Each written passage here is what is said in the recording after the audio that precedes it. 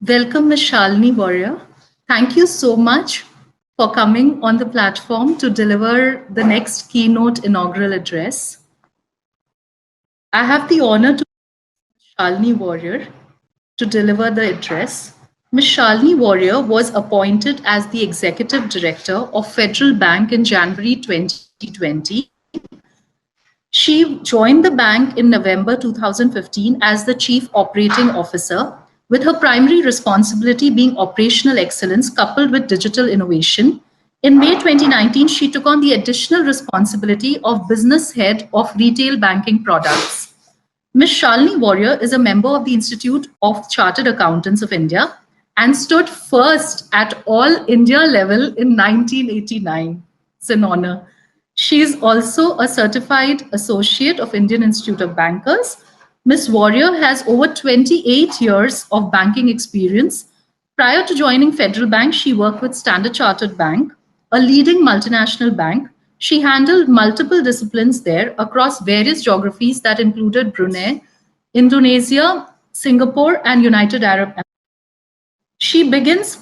She brings first-hand global experience in branch banking, process management, service quality and client experience, project management, operations, technology, and compliance, with special emphasis on client due diligence and anti-money laundering. She is also on the board of IDBI Federal Life Insurance Company Limited and Federal Operations and Services. In her current role, she leads the bank's initiatives designed to enhance customer experience and operational excellence through automation and digitalization. She is responsible for formulating the bank's future direction and partner with the board and top management team to drive strategic initiatives designed to enhance shareholder value, ensuring that all the relevant support functions run smoothly and are able to create the right systems to support business growth of the bank, confirming right support architecture is implemented in the bank and through which the bank is able to grow and prosper. She is also responsible for delivering innovative retail products to the existing and prospective customers to the bank. She is a well-known banking personality and has represented the bank at various fintech and technology platforms in India and abroad. Over to you, ma'am. We welcome you. Thank you. Thank you very much, Rajpreet. Good morning, everybody. It is indeed an honor and a privilege to be here today, just to address the people and give you a bit of my perspective. So I'd like to say a big thank you to Sechi's, Rajpreet, and her team of people for having me over. So I think the world is actually full of a lot of inspiring women whose passion, whose drive for excellence, whose impact in the community are for all of us to watch, learn from. And role models play obviously a very, very important role in growing women empowerment. Let me use this opportunity to just share with you a few insights as to what I think leadership is about.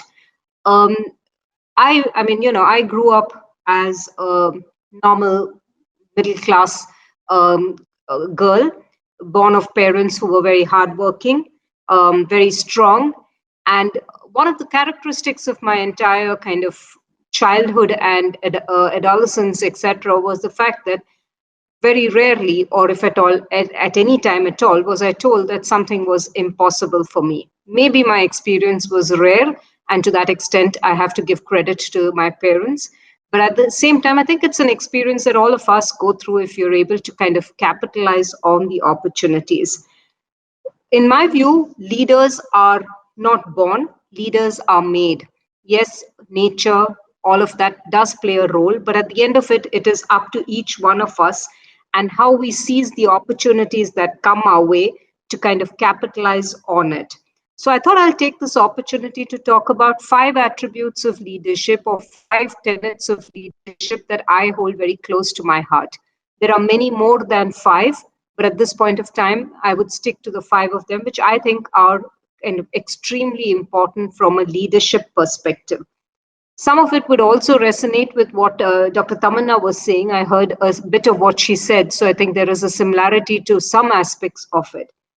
In no particular order, let me go through what I think are the 5 attributes or tenets of leadership. The first one is about continuous learning. Clearly, we are living in a day and age where there is a lot of change happening around us.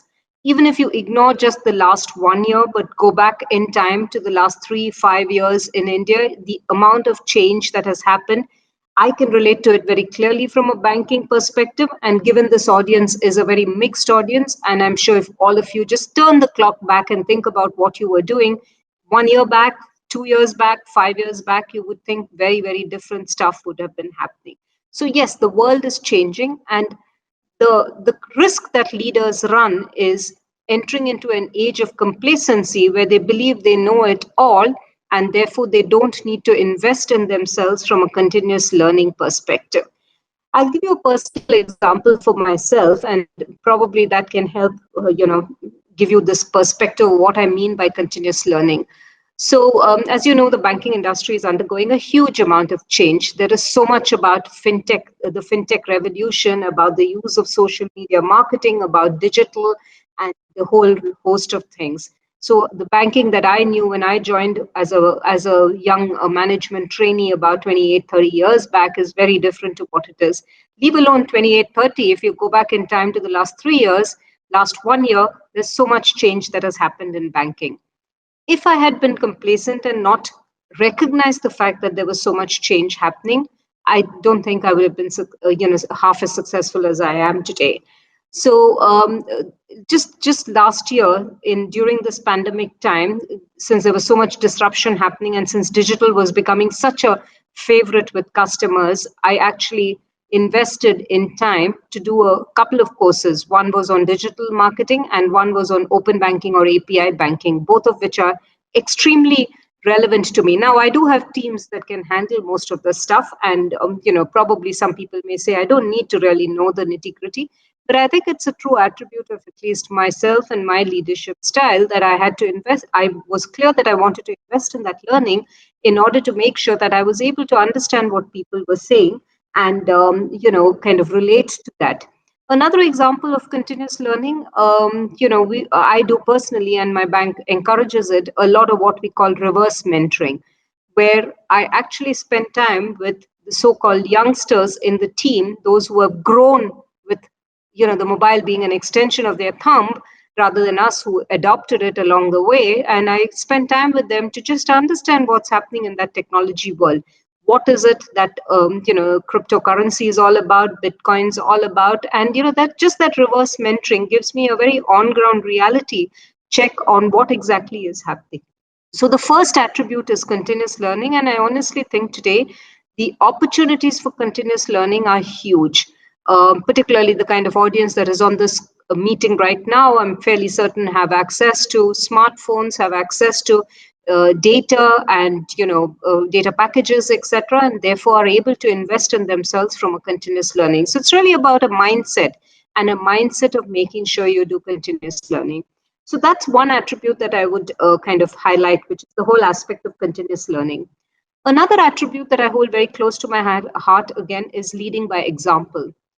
I would hate to be, led by a leader who says something but does something else. And I think I can relate to that if my teams also end up in that fashion, which is to say that, here is somebody who's saying something but is doing something else.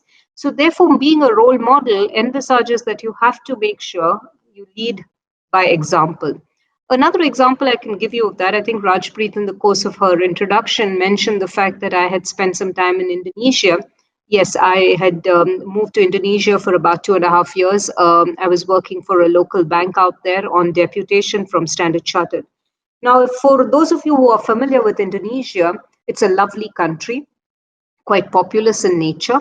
And the banking industry in Indonesia had undergone a lot of changes through the financial crisis. And emerging out of that financial crisis, there was a consolidation of banks that had happened. And this particular bank that I was deputed to was a very local bank that had been formed by the merger of 5 banks put together. Indonesia is very, very Bahasa Indonesia friendly, meaning the language spoken is Bahasa Indonesia, and it knows no boundaries. It's across all sectors of communities. Everybody speaks that language. So my team obviously knew English because we were in a bank that was dealing with working with English, but clearly Bahasa Indonesia was kind of the familiar language, the language of choice, the language of normal conversations, etc. So an example of kind of, where leading by example came in was the fact that I took time off to actually immerse myself in a program in Bahasa Indonesia for a week, and continued with classes thereafter. Now, was I going to become an expert in Bahasa Indonesia? No stretch of imagination. Could I conduct a business meeting in Bahasa Indonesia? Not at all. But it at least helped me to kind of relate to my team of people and tell them that I was willing to do that investment so that I could just be, kind of familiar with what they were saying and what they were working with, etc. Conversations still continued in English, but the fact remained that I had this Bahasa Indonesia that I could intersperse my conversations with, not just with my staff, but also with customers who I was dealing with. So that's kind of leading by example, something that kind of sets, in my view, a leader apart from a lot of the others. The third example the third attribute that I can talk about is really resilience. And what do I mean by resilience? Resilience is really staying the course, knowing what you want to do, knowing what it is, and yes, being focused and determined to achieve that. One example I can give you in this context would be about 2.5 years back. For some of you may be familiar, Kerala went through some very, very difficult times where we had one of the worst floods in the last 100 years or so. Now, I'm based out of Kerala. Federal Bank's headquarters are in Kerala, and it's in a location called Aluva, which is very close to Kochi, if you're familiar with Kochi. Now, Aluva was typically the kind of epicenter of the floods, if you have an epicenter of an earthquake and an epicenter of the floods. We clearly impacted. Personally, there was a lot of impact to myself and my colleagues and my team members. And the bank also had a fair share of its impact in that we had our data center here, and there were issues with kind of systems availability and technology. Now, the whole attribute of resilience comes in at that time because one kind of route I could have taken was, just moan and groan about it and say, what has nature caused, and, why am I having these problems, and kind of gone into a cocoon for all practical purposes. However, by the whole trait of resilience and staying the course comes to the fore, because if I was not there to work with the team, to see us through those, to make sure each system came up, to be not distracted by the various other conversations happening around, but stay the course of what we needed to do from a customer standpoint, we would have had a much tougher time than we actually did. We did have a tough time, but the fact that this whole attribute of resilience that I keep emphasizing came to the fore helped us overcome those weak 10 days of chaos that was there. So I think the third attribute is resilience. Is something about staying the course, making sure that you know what you want to do and stay focused on achieving that. There will be distractions every day, every week, every month. There are distractions, but being sure that you are in the right direction and staying that course is an extremely important attribute for me, at least from a leadership perspective. The fourth one I would talk about is empathy. And I mean empathy and not sympathy. And there is a difference between the two. Empathy is all about putting yourself in another's shoes to try and understand what is it that they're going through and how can I help them through that process.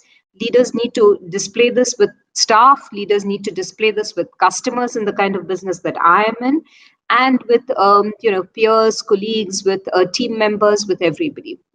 In the last 1 year, I think all of us have gone through some very, very tough times with the pandemic. The banking industry has also been impacted. Our staff have had various stages of impact, etc.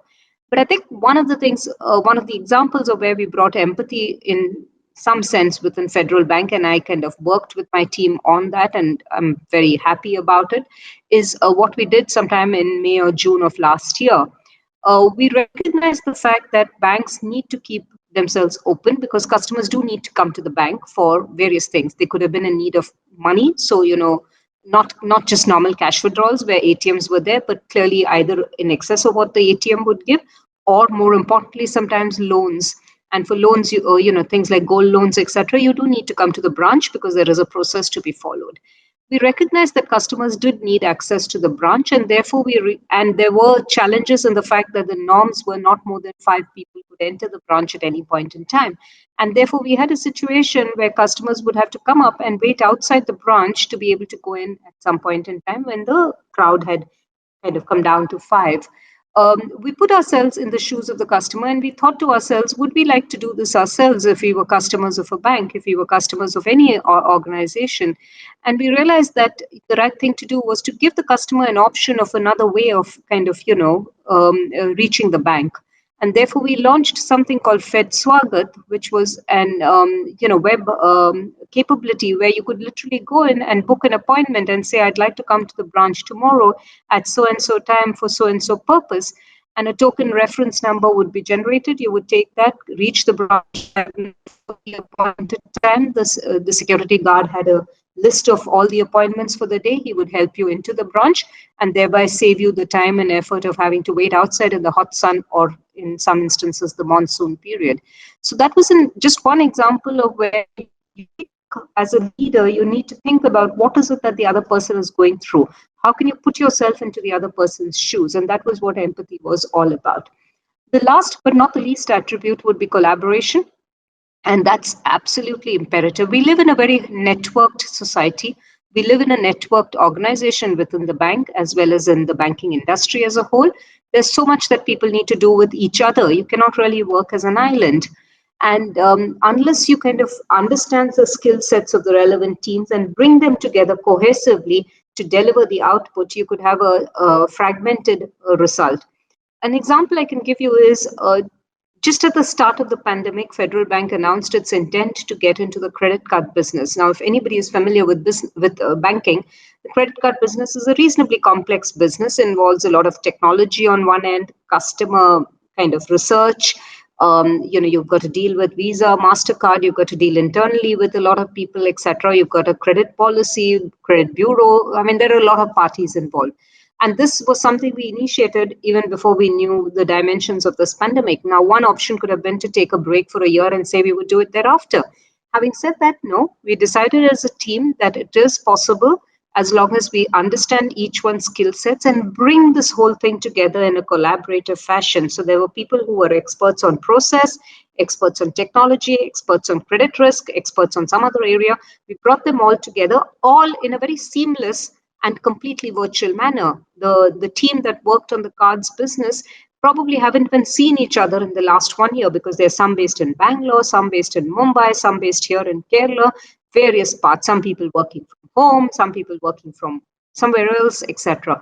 So, we brought this entire team together all through the pandemic, and I'm really happy that the team came together with, literally glued to each other with a common goal out before the end of this financial year. And I'm happy to note that we've gone into a staff launch phase and she'll surely go public in a very short while. So collaboration and making sure that people understand each other's strengths and are able to come together is something that the leader has to invest in and do.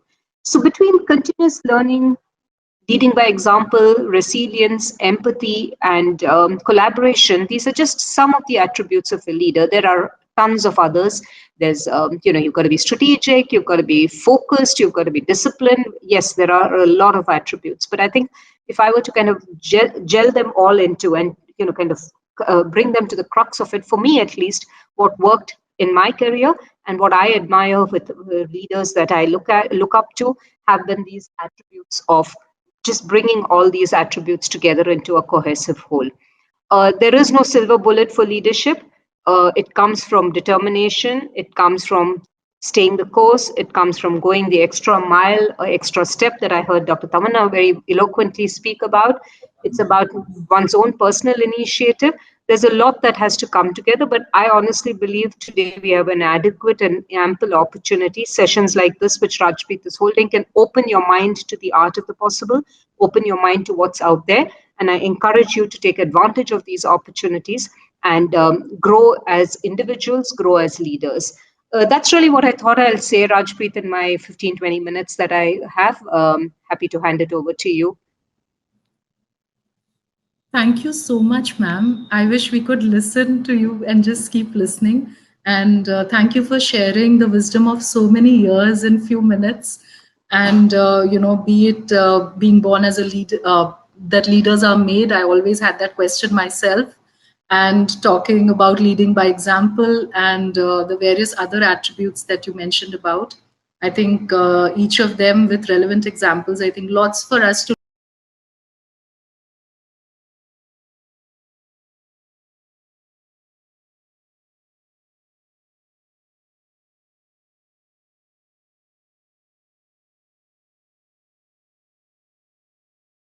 privilege and an honor to have you with us. Sechi's is Thank you. extremely by your presence, and we hope to see you soon once Sure. again on our platform. Absolutely. Raj, Congratulations. please reach out at any time, however I can help. I wish you, CHEs, and the rest of the team all the very best, not just for today, but every day. Thank you, Thank ma'am. you. Thank you. And ma'am, please, Thank we welcome you to attend any other session if you can take out some I, time. if I can, It's I will. Yeah. I just have a couple of other thank you. commitments, but I wish you guys the very best. Yeah. Thank you very Thank you. much. Yeah. Thank you, ma'am. Thank you so much. Say Thank you. cheese, everybody. Bye. Thank you. Let's see.